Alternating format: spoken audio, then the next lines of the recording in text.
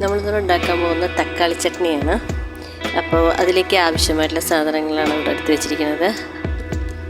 3 സവോള, കറിവേപ്പില, തക്കാളി, പൊട്ടുകടല, അതുപോലെ തന്നെ ഉണക്കമുളക്, 3 അല്ലി വെളുത്തുള്ളി, കുറച്ച് നാളികേരം. ചട്ടി ചൂടായതിന് ശേഷം അതിലേക്ക് വെളിച്ചെണ്ണ ഒഴിച്ച് ഉണക്കമുളകും അരിഞ്ഞു വെച്ച ഉള്ളിയും വെളുത്തുള്ളിയും കറിവേപ്പിലയും തക്കാളി ഇട്ടിട്ട് നല്ലപോലെ വഴറ്റിയെടുക്കുക.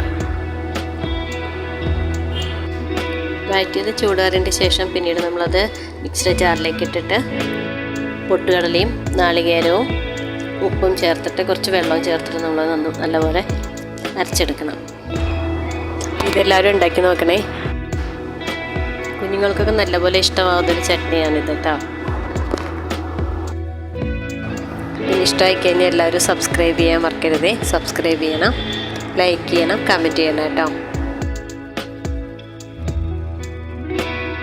നല്ലപോലെ അരച്ചെടുത്തിട്ടുണ്ട്. ഇനി വറുത്ത് കോരണം നമുക്കത്. അതിന്